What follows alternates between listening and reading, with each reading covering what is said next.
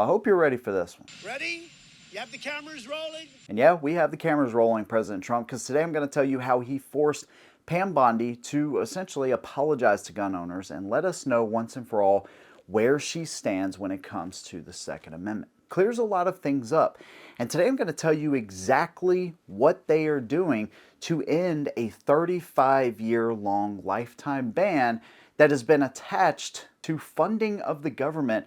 And Trump was able to get around this kind of geniusly, I think. Now I'm going to talk about the implications of this, some of the positive and some of the so-called negative effects that some people are talking about when it comes to this, which I think you're absolutely going to enjoy. But of course, if you've been affected by this, or you know somebody that's been affected, maybe you disagree with me all the way around. Let me know your opinion down below. Let's go ahead and jump right in. Now, just a recap. If you don't know, Pam Bondi the first time around, after Parkland, was spouting off some really terrible anti-gun sentiment.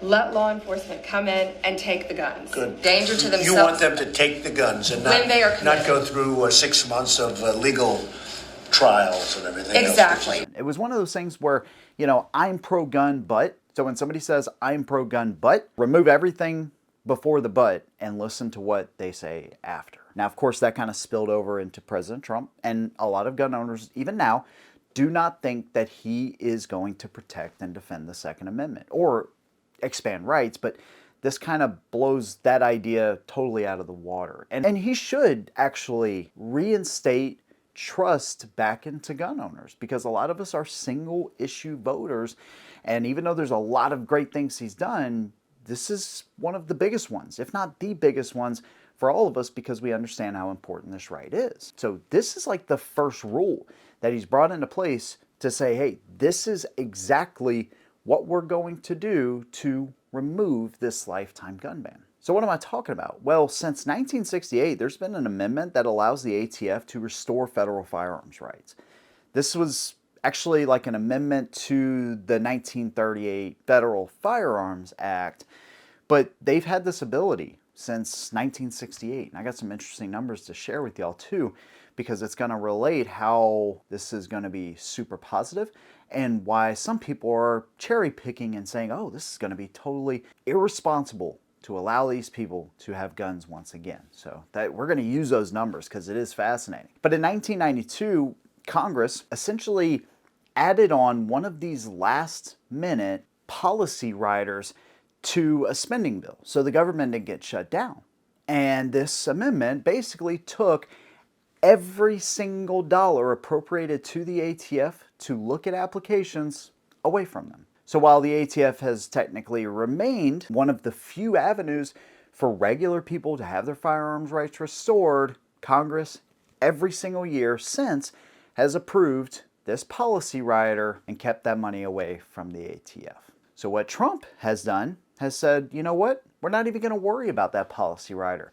As a matter of fact, it can stay. We're going to allow the DOJ to pass that ability on to another pardon attorney, essentially. And so this, of course, is under the directive of Pam Bondi. This is where the apology comes in, because essentially he's saying, hey, you know, there are concerns. I don't know that he's saying this, but this is kind of what I'm gathering here, okay? If I'm in one of these meetings with Pam Bondi and President Trump, you know, it's like, you know, people don't trust your ability to handle the Second Amendment. They don't trust you essentially with the responsibility, right? Overlooking the ATF, the DOJ, right? There's a lot of Second Amendment things there. So not only did he direct her to come up with infringements, right, within 30 days, of course, we talked about the extension and all that. That's not an excuse, by the way. We need that. But this is one of like the first things, like, hey, why don't we do this? We take the ability away from the ATF, which again kind of supports some of the stuff I've said, by taking guns, right, and gun owners and restriction on gun owners away from the ATF, moving it to the DOJ, and so that policy rider doesn't even matter. It can still be there because somebody else at the DOJ is going to take care of this, and there's going to be funds appropriated to it. Now, this was effective March 20th. There's going to be a comment period, and I think it effectively, the final rule goes into place, 90 days or 120 days is the comment period, whatever that's going to be, June, July, whatever. But the interim rule has already been put into place. Now there's people that say, oh my God, this is terrible. You're going to allow criminals to be able to get their gun rights back, and they're just going to be reoffenders. Well, we have some interesting facts from 1982 to 1992. There was essentially 13,000 applicants from that period that tried to have their federal firearms rights restored. 5,600 of those applicants actually being approved. Now, there was, 3,400 roughly that were denied. There were some that just gave up on their applications. Maybe they passed during this process. There were some that just abandoned them, and there were some that were disqualified because of their state law, which was something that was actually put into place, right, to kind of weed out, I guess, some of the people that were trying to apply for this. Now, there was also a lot of people that were denied based on really silly offenses. This actually comes from the NRA. I know, I get it, but it's a good article, not endorsing the NRA by any means.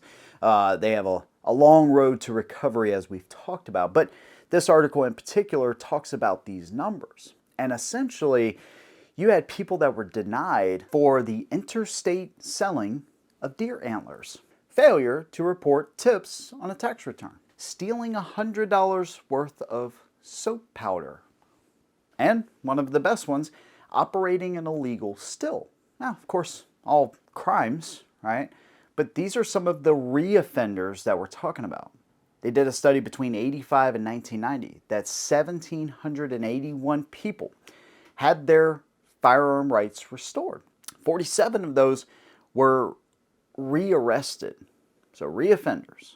And for most of these people, a final disposition was never available. But for those that were, the NRA found that 4 of them were actually rearrested for violent offenses. They broke that down to like 0.2% of the people that actually had firearm rights restored came down to some kind of violent re-offense. And unfortunately, a lot of these people had traffic violations, and they would be judged based on the fact that they had their rights reinstated, because your name still goes on the register when you have your firearm rights reinstated.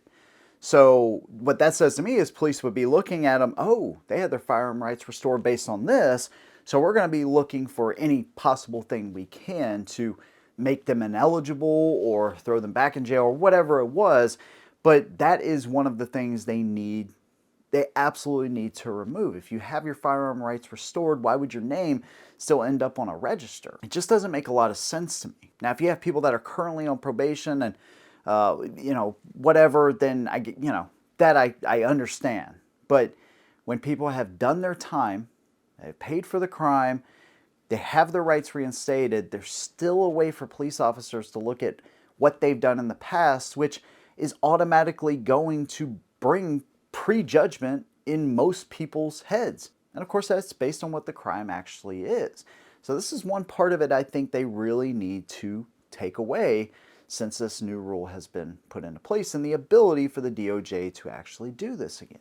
But as you can see, like most of the people, a vast majority of them did not reoffend, because one thing that, and I don't know that prisons, I guess some prisons are probably good at, offering a chance to rehabilitate, but there's some that aren't. But you can see just out of the vast majority of people, they're not going, they don't want to go back to that, and most people are going to reform, right? And having those rights restored back to them, and a way to do that, and of course not having to spend tens of thousands of dollars too, and not have some kind of paper trail that says, oh yeah, this guy actually did this and he had his rights restored, are all good things that should be thrown back in here. Again, there are some crimes to me that are just so heinous, right? They're irredeemable almost. But I'm not judge or executioner. They'll have to answer for that one way or another. Whether it's here or on a much higher level, that has nothing to do with me. When it comes to most people, and most people in prisons, let's just be honest, are not violent offenders. And yet, we've attached so many different ways for people to have their firearm rights restored. It's just another way of doing a lifetime ban, right? There's one simple mistake, boom, you're done for the rest of your life. And they've taken so many different avenues away. So if you're not high profile, if you're not able to get a presidential pardon, if you're not able to get the attention of your governor in your state, if it's on a state level, then you're screwed, right? Most people just give up, right? Or they spend tens of thousands of dollars, in getting expungements and all this kind of stuff, and still it's not guaranteed. To me, this is a much, much better path to actually do this. Now, I don't know if there's going to be a fee involved, right? I would hope not, and if there is, I think they would make it minimal. I hope there's not, right? There's enough of a budget that should be appropriated to this so they can actually, get this job done and get these applicants through and have these rights restored to them. And so what is going to be looked at? Of course, the nature of the crime and how, maybe how long they've been out of prison, the things they've done, the jobs they've held, whatever they're going to look at. This just gives another avenue. I'm not going to say it's going to be perfect, but this is Trump's way of, once again, taking the government's ability to restrict your rights before, during, and after you've served your time. This is his way of getting rid of that altogether. It's actually pretty genius. And telling Pam Bondi, hey, we need to restore some faith back into the gun community. And so I'm really kind of excited to see where this goes. There's a lot on the table here, and this is a pretty big one. Of course, I want to hear your opinion. Let me know what you think down below. If you like what I do, consider subscribing. See you in the next one. And as always, holding down.